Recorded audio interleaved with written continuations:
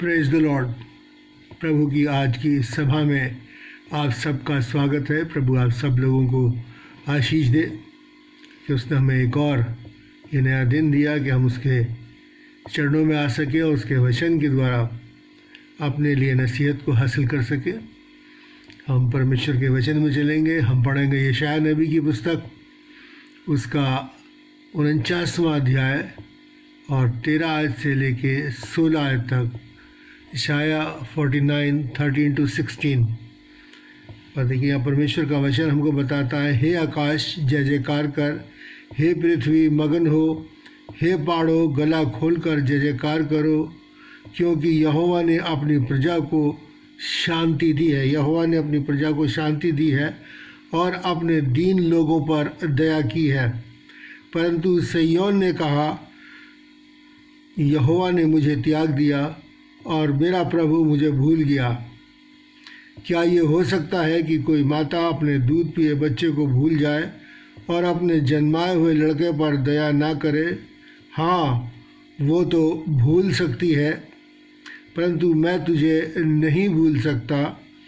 देख, मैंने तेरा चित्र अपनी हथेली पर खोद के बनाया है और तेरी शहरपनाह सदाव मेरी दृष्टि में बनी रहती है। परमेश्वर अपने वचन के पढ़े और सुने जाने पर बताए से आशीष दे।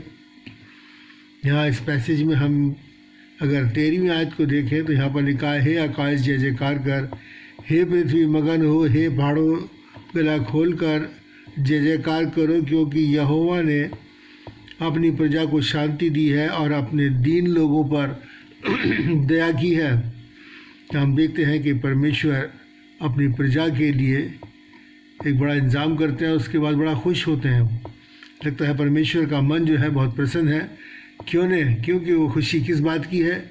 इस बात की कि उन्होंने लिखा है कि उन्होंने अपनी प्रजा को शांति दी है और अपने दीन लोगों पर दया की है, और इसलिए वो चाहते हैं कि हम भी उस प्रभु के साथ इस खुशी में शरीक हो, इस खुशी में शामिल हो और जय जयकार करें। हम जानते हैं कि जिस तरीके से हम लोग अपने बच्चों के लिए जब उनके रहने सहने खाने पीने का प्रबंध कर देते हैं, उनके घर बार का प्रबंध करते हैं, तो हम बड़े खुश होते हैं। हम क्या कहते हैं, चलो अब हमने अपने बच्चों के लिए कर दिया, घर कर दिया, बार कर दिया, सब कर दिया, अब वो बहुत समय तक आराम से रहेंगे, उन्हें कोई दिक्कत और परेशानी नहीं होगी। इसी तरह परमेश्वर ने हमारे लिए भी एक बहुत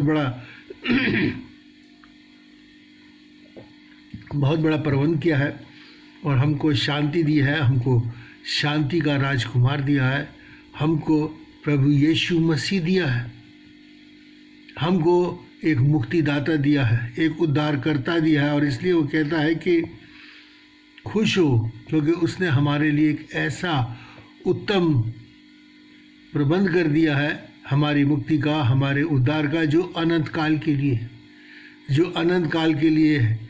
और इसलिए वो चाहता है कि इस प्रबंध को जो मैंने अपने बच्चों के लिए किया है, इससे वो खुश हो, जय जयकार करूं, सारी सृष्टि उसकी जय जयकार करे।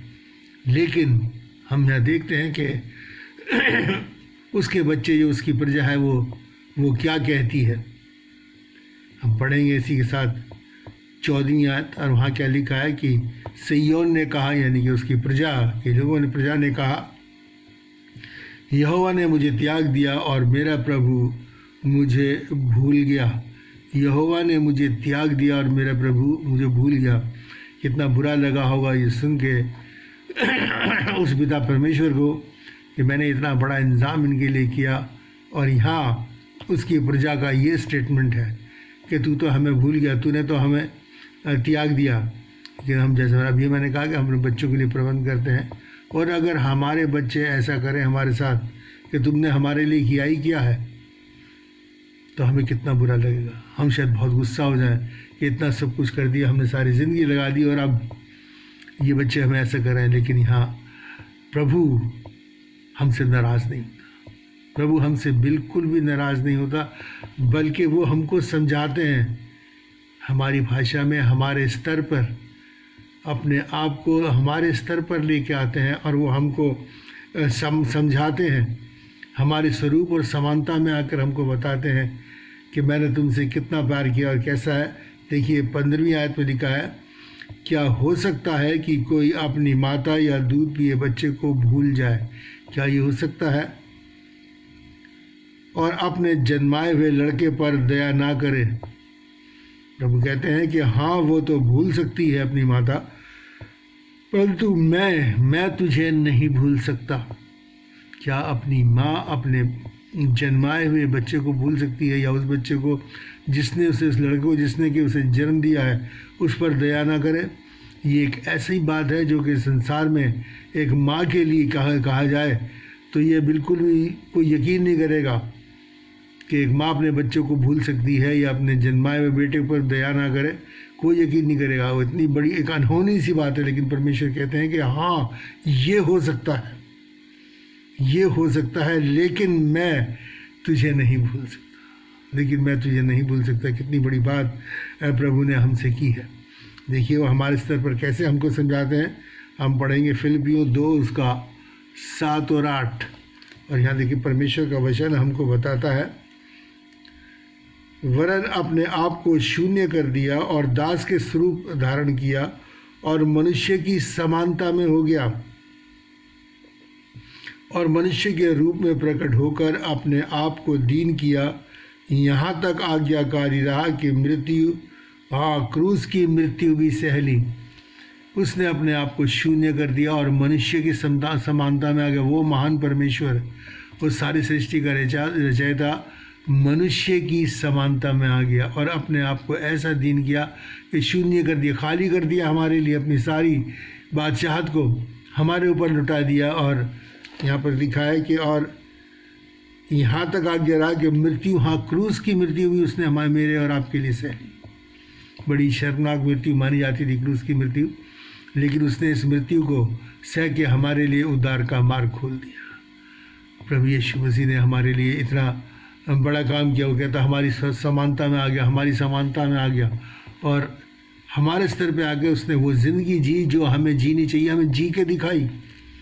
कितना बड़ा काम परमेश्वर ने किया कि वह हमारी समानता में आ गया और उसने वो जीवन जो हमें जीना चाहिए था, हमें यहाँ पर जी के दिखाया और हमको समझाता है। अब देखें कि पद 16 यहाँ क्या लिखा है, देख मैंने तेरा चित्र अपनी हथेली पर खोद के बनाया है और तेरी शहरपनाह सदा मेरी दृष्टि में बनी रहती है। मैंने अपना चित्र तेरा चित्र अपनी इन हथेलियों पे खोद के बनाया है, यानी कि वो मिट नहीं सकता। और तेरी शहरपनाह का मतलब होता है सीमा। एक पहले वक्तों में जितने भी शहर जब होते थे उनके चारों तरफ एक चारदीवारी होती थी जिसमें वो लोग महफूज रहते थे, सुरक्षित रहते थे उस चारदीवारी के अंदर। लेकिन वो कहता है कि मैं तेरी सीमाओं को जानता हूँ और तू, तेरी सीमाएं कितनी है, तू कितना बर्दाश्त करता है। और इसके बाद मैं तेरी सीमाओं को जानता हूँ, वो हमें उससे बाहर दुख नहीं देता। अगर हम पुरंथियों देखें उसका 10 और उसकी 13, और वहाँ पर लिखा है कि वो सामर्थ्य से बाहर हमें परीक्षा में पढ़ने नहीं देता। कोई भी दुख और तकलीफ़ हमें उस सामर्थ्य से बाहर नहीं पढ़ने देता। और कहता है कि मैं उसमें से तुम्हारी निकासी का भी प्रबंध करता हूँ, यानी कि वो परीक्षा में हमें डालता है, हमें आजमाने के लिए, हमें परखने के लिए, और फिर उसमें से निकालने का भी प्रबंध करता है वो हमें। कितना बड़ा प्रेम परमेश्वर का है। वो कहता है मैं तुम्हें नहीं भूल सकता, तेरी सीमाएं मेरे सामने रखती, ये मत सोच कि मैं तुझे नहीं जानता। और देखिए कितनी अच्छी बात प्रभु भजन संहिता 103 की 14 में कहते हैं। वो कहते हैं वो हमारी सृष्टि को जानता है और उसको स्मरण रहता है कि मनुष्य मिट्टी ही है। वो जानता है कि उसने हमें मिट्टी से बनाया और पाप के कारण मनुष्य जो है वो कमज़ोर है, और वो हमारी इस हालत, कमज़ोरी की हालत को भी जानता है। इसीलिए वो हमारी समानता में आगे हमें समझाता है। उसे पता है ये मेरे बच्चे हैं, कमज़ोर हैं, शैतान इनके मनों को, दिलों को कमज़ोर करता है, और इसीलिए उन्हें हमारी समानता में इस पृथ्वी पर उतर आया हमको बताने के लिए कि हमें कैसे जीवन जी। वो बिल्कुल हमसे नाराज़ नहीं हुआ। हमने कितना बड़ा प्रबंध करने के बाद, अपने प्रिय पुत्र को इस दुनिया में भेजने के बाद भी उसकी प्रजा की ये स्टेटमेंट थी कि तू हमको भूल गया। ज़रा सी तकलीफ़ और परेशानी आई, हम एकदम से सबसे पहला दोष परमेश्वर को ही देने लगते हैं कि हमें भूल गया, हमें त्याग दिया, हमारा ध्यान नहीं रखता। वो कहता है ऐसा नहीं हो सकता, मैं तुम्हें नहीं भूल सकता। तुम्हारी शहरपनाह मेरे सामने निरंतर बनी रहती है, निरंतर बनी रहती है। और देखिए 1 तीमुथियुस उसका 2 और उसकी 4 में प्रभु कहते हैं वह चाहता है कि सबका उद्धार हो और वह सत्य को भली भांति पहचान ले। प्रभु चाहते हैं कि सबका उद्धार हो और वो सत्य को भली भांति जान ले। सत्य को जानना ही परमेश्वर का ये प्रबंध है कि उसने हमारा उद्धार की हमारी एक योजना बनाई है। सत्य को जानना मतलब प्रभु यीशु मसीह को जानना, क्योंकि प्रभु यीशु मसीह ने कहा है कि मार्ग, सत्य और जीवन मैं ही हूँ। इसलिए प्रभु चाहता है कि हम सब सत्य को यानी प्रभु यीशु मसीह को जान लें। और देखिए कि परमेश्वर का वचन जो भजन संहिता 34 और उसकी 5 में हमको बताता है कि जिन्होंने उसकी ओर दृष्टि की उन्होंने ज्योति पाई और उनका मुंह कभी काला ना होने पाया। जिन्होंने प्रभु यीशु मसीह की ओर दृष्टि पाई यानी कि अपने उद्धार के कर्ता को ताकते रहे, उनका मुंह कभी काला ना होने पाया। उन्हें कभी लज्जित नहीं होने दिया प्रभु ने। क्यों? क्योंकि उसकी अगर हम अपनी दृष्टि को, अपनी आशा को प्रभु यीशु की ओर लगाएंगे तो प्रभु यीशु भी हम अपनी दृष्टि को हमारी ओर लगाएगा। और जहाँ हमें ज़रूरत होगी, हमारी सीमा को जानता है, हमारी सहायता करेगा, अपनी सामर्थ्य को हमारे ऊपर प्रकट करेगा। ये परमेश्वर प्रभु यीशु मसीह का वायदा है जो वो हमसे करता। हम देखें 1 यूहन्ना और उसकी 2 अध्याय और उसकी 28 आयत मैं आपके सामने पढ़ दूँ। 1 यूहन्ना और 2 अध्याय और उसकी 28वीं आयत है। और देखिए यहाँ पर क्या लिखा है, हे बालको उसमें बने रहो कि जब वह प्रकट हो तो तुम्हें हियाव हो और हम उसके आने पर उसके सामने लज्जित ना हो। प्रभु यीशु मसीह जब आएंगे हमें लेने तो कहता है कि तुम प्रभु यीशु मसीह में बने रहो, कि ऐसा ना हो कि उसके सामने हमको लज्जित होना पड़े, क्योंकि वो जो पापी हैं उनको वो दंड देगा, उनको उस अनंत आग के अंदर हमको डालेगा। और जिस टाइम ये कार्य होगा उस टाइम हमारे वो लोग, हमारे पूर्वज जो हैं, हमारे भाई बहन, हमारे रिश्तेदार जो प्रभु की ओर ताकते रहे, वो उस टाइम खड़े होंगे और हमारी उस हालत को देखेंगे, उन पापों को भी देखेंगे। एक एक्शन रिप्ले की तरह हमारे पाप हमारे सामने आएंगे, उनके सामने, कि ये कितना घिनौना आदमी था, अपने आप को बहुत धर्मी बनाता था, बहुत नेक बनाता था, लेकिन उसकी हकीकत उस टाइम खुल जाएगी। लेकिन इसलिए प्रभु कहते हैं कि अपने प्रभु की ओर ताकते रहो, ताकि उस टाइम जब परमेश्वर आए, प्रभु यीशु मसीह आए, तो फिर हमको जो है लज्जित ना होना पड़े। ये परमेश्वर की मंशा है और ये सबके लिए है। वो चाहता है कि सबका, तमाम मानव जाति का, इससे पहले भी मैंने कहा था कि ये न्योता पूरी मानव जाति के लिए है। अब जितनों ने उसकी ओर दृष्टि की उनका मुँह कभी काला नहीं होता था। अब यह ज़रूरी है कि हमें प्रभु यीशु मसीह की ओर दृष्टि करनी है। ये परमेश्वर का वचन यिर्मयाह 29 और 11 में क्या लिखा है, क्या कहते हैं, अब पढ़ा यहाँ पर यिर्मयाह 29 और 11 यहाँ कहते हैं, क्योंकि यहोवा की ये वाणी है कि जो कल्पनाएं मैंने तुम्हारे विषय करता हूँ उन्हें मैं जानता हूँ, वे हानि की नहीं वरन कुशल ही की है, और अंत में तुम्हारी आशा पूरी करूँगा। प्रभु कहते हैं कि जो कल्पनाएं मैं तुम्हारे विषय करता हूँ उन्हें मैं जानता हूँ, वो हानि की नहीं बल्कि तुम्हारे कुशल की है, तुम्हारे लाभ की है। उत्पत्ति से लेकर और प्रकाशिवाद जो बाइबल में पुस्तक है उनमें सिर्फ हमारी लाभ की ही योजनाएं लिखी है, कि जिनसे मानव जाति जो है अगर प्रभु यीशु मसीह के चरणों में आती है तो वो तमाम बुराइयों से बची रहती है। ये परमेश्वर चाहते हैं।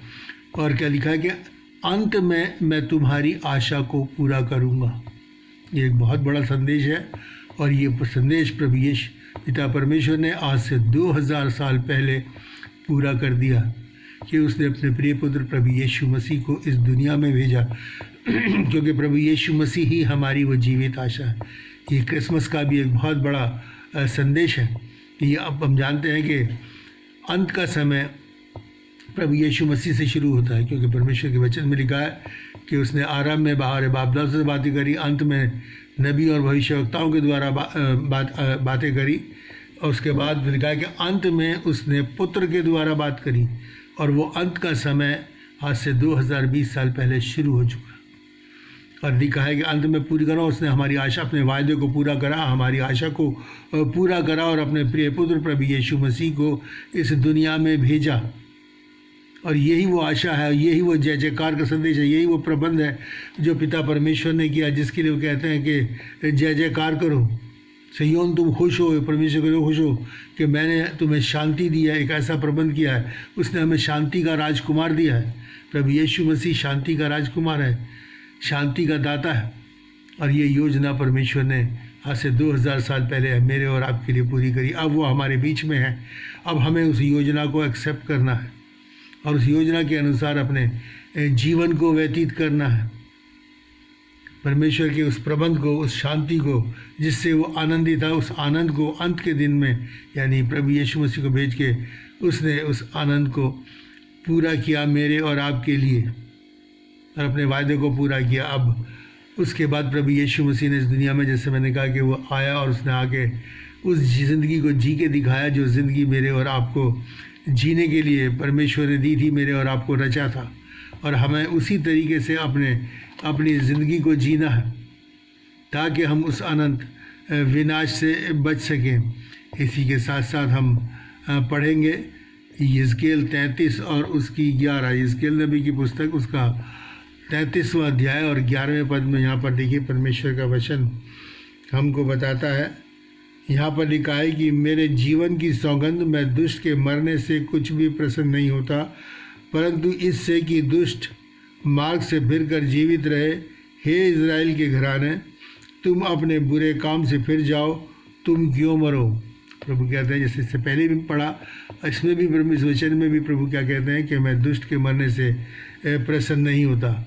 जैसे कि हम माता पिता लोग, अगर हमारा कोई बच्चा बिगड़ जाता है, बुराई की तरफ चला जाता है, तो क्या करते हैं, हम उसको सुधारने की कोशिश करते हैं। अगर वो बुरा है और बुराई में जाता है और मरता है या मौत के कगार पर पहुंच जाता है, तो हम उससे खुश नहीं होते कि उसकी मृत्यु से आखिरी सांस तक माँ बाप की ख्वाहिश रहती है ये बच्चा वापस फिर जाए, अपने बुरे कामों को छोड़ दे। इसी तरीके से हमारा स्वर्ग के पिता है, वो नहीं चाहता कि किसी के भी मरने से नाश हो, बल्कि हर एक चाहता है कि अपने मन को फिराए और प्रभु यीशु मसीह के चरणों में आए।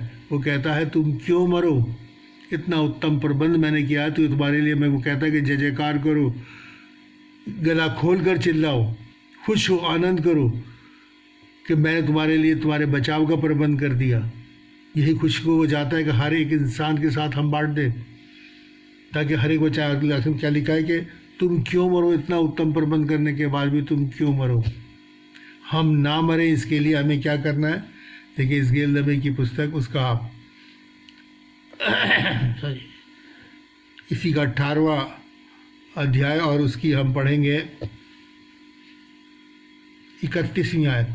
18वां अध्याय और उसकी 31वीं आयत में आपके सामने पढ़ूंगा। देखिए यहाँ परमेश्वर का वचन हमको क्या कहता है, इसकी 18 और उसकी 31। बड़ी अच्छी बात यहाँ पर परमेश्वर के वचन अपने वचन में कहते हैं, अपने सब अपराधों को जो तुमने की हैं दूर करो, अपना मन और अपनी आत्मा बदल डालो। हे इज़राइल के घराने, तुम क्यों मरो, क्योंकि प्रभु यहोवा की ये वाणी है, जो मरे उसके मरने से मैं प्रसन्न नहीं होता। इसलिए पश्चाताप करो तभी तुम जीवित रहोगे। पश्चाताप करो तभी तुम जीवित रहोगे।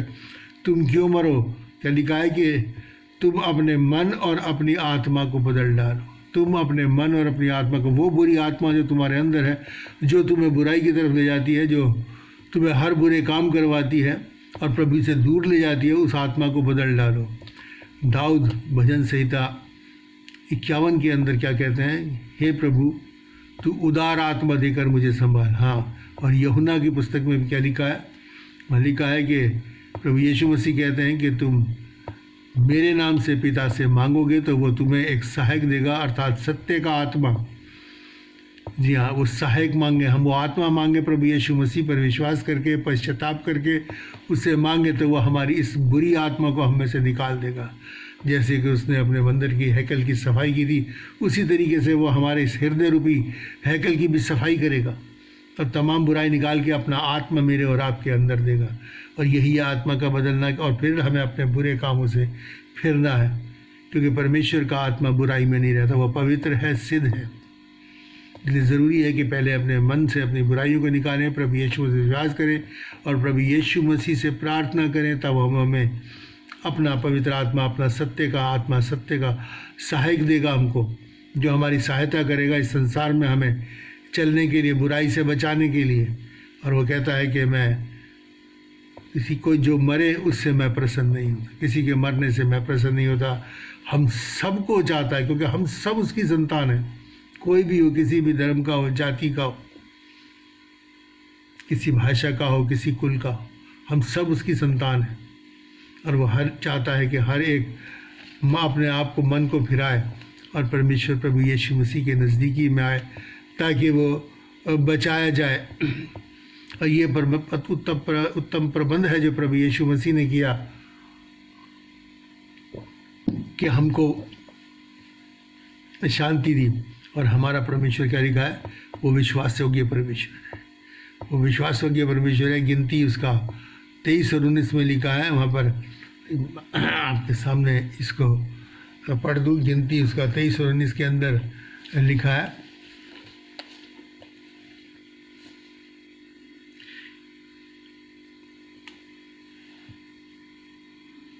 ईश्वर मनुष्य नहीं जो झूठ बोले, ना वो आदमी है कि अपनी इच्छा को बदले।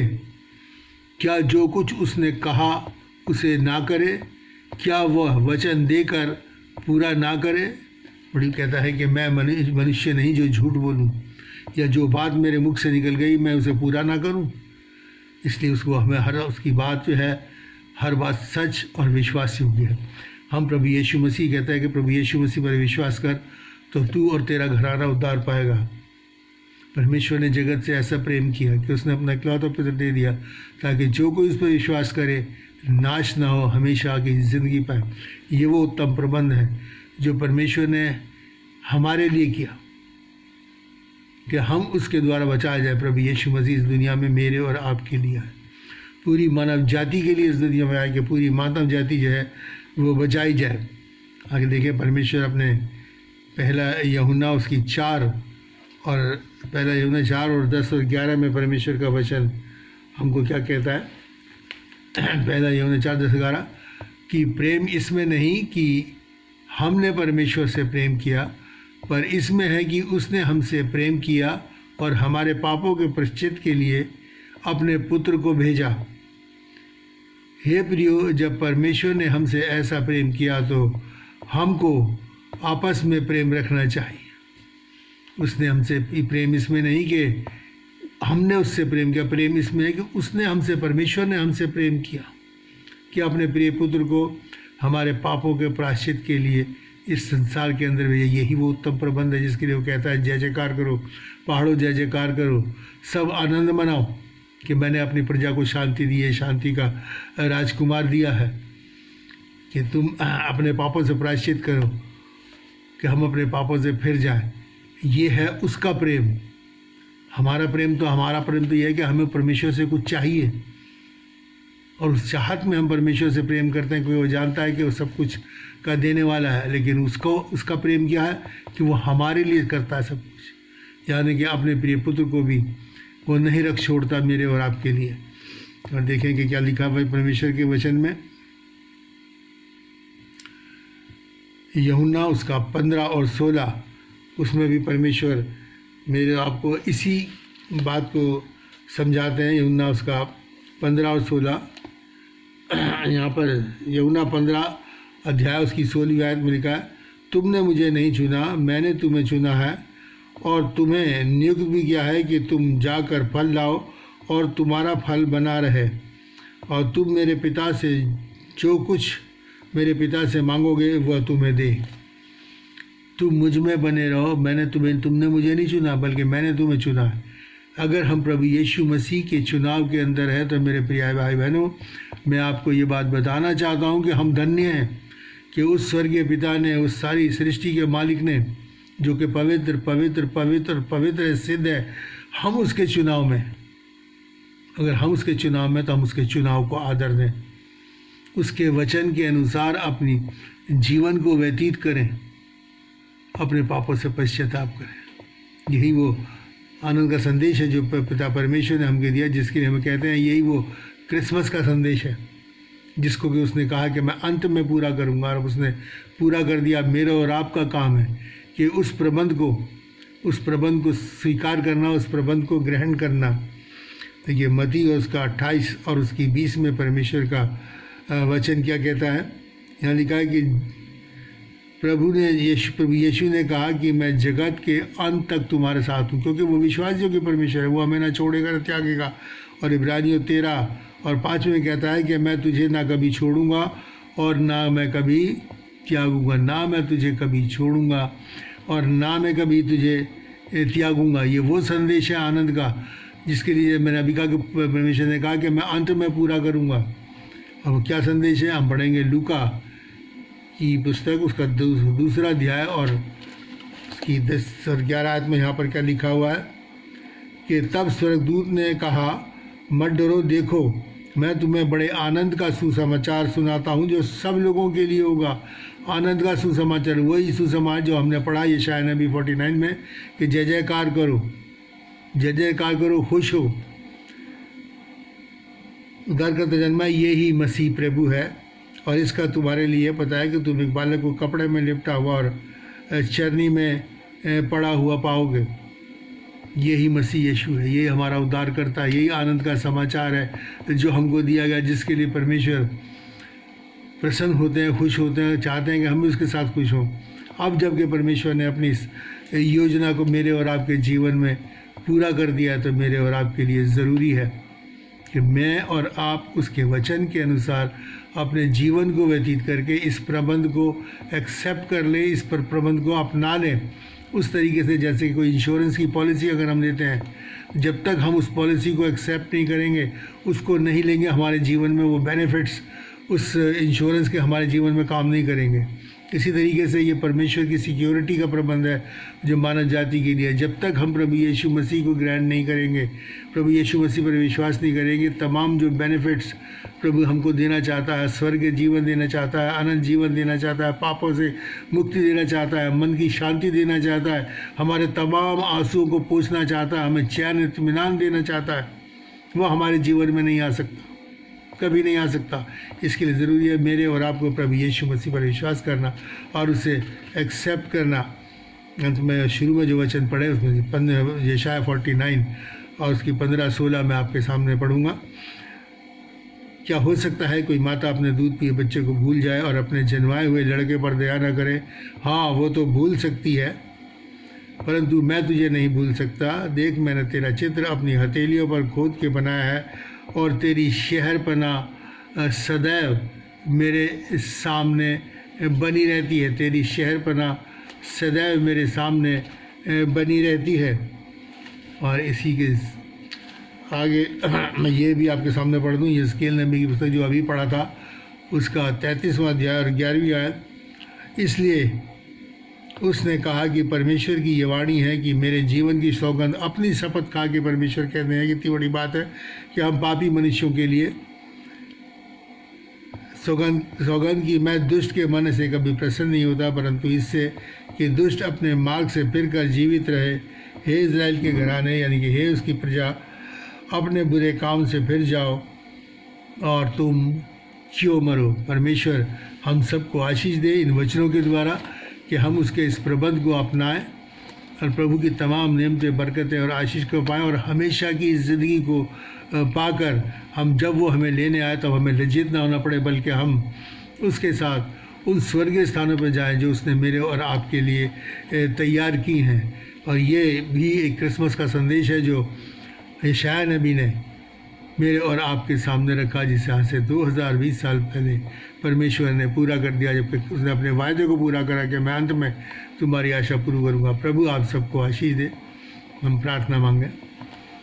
महान और दयालु परमेश्वर, तेरा धन्यवाद करते हैं आज के इस वचन के लिए। तेरी आशीष हो, तेरी बरकत हो। प्यारे बाप आसमानी, ये वचन हमारे हृदयों में बस जाए। इस वचन के अनुसार पिता परमेश्वर हम तेरी मर्जी को पूरा करने वाले हो सके और पिता परमेश्वर अपने इस जीवन को बचाने वाले हो सके। पिता परमेश्वर प्रभु यीशु मसीह पर विश्वास करें और पिता परमेश्वर अनंत जीवन को पाए। तमाम वो खुशियाँ जो तेरे पास हैं वो तू हमको दिया चाहता है। इसके लिए ज़रूरी है कि ये पॉलिसी को अपनाना, और ये पॉलिसी को अपनाने के लिए प्रभु यीशु मसीह पर विश्वास करना है। हमारी सहायता कर, हमारी मदद कर प्यारे बाप आसमानी। निवेदन करते हैं पिता परमेश्वर तमाम उन लोगों के लिए जो किसी किस्म की दुख और तकलीफ़ और परेशानी में, प्रभु यीशु मसीह नासरी के नाम से उनके तमाम बीमारी के बिस्तर उलट जाए पिता परमेश्वर, और वो तुझ में स्वस्थ पाए जाएँ। इस महामारी से पिता परमेश्वर तू बचा, और आए बाप आसमानी अपने सुरक्षा घेरे को बना। निवेदन करते हैं पिता परमेश्वर, अब हम तरस खा पिता परमेश्वर, और इस बीमारी को तू उठा ले ताकि चैन इत्मीनान और शांति पाए। उन किसानों को देश के भी तेरे चरणों में रखते हैं पिता परमेश्वर, जो इस वक्त ठंड में, कड़ाकी ठंड में है पिता परमेश्वर, उन सब की सहायता कर, मदद कर। और पिता परमेश्वर निवेदन करते हैं जो भी कॉन्फ्लिक्ट सरकार के उनके बीच में है, उसके लिए पिता परमेश्वर एक उत्तम हल को निकाल, ताकि प्यारे बाप आसमानी वो अपने घरों में जा सके, खुशी खुशी लौट सके पिता परमेश्वर।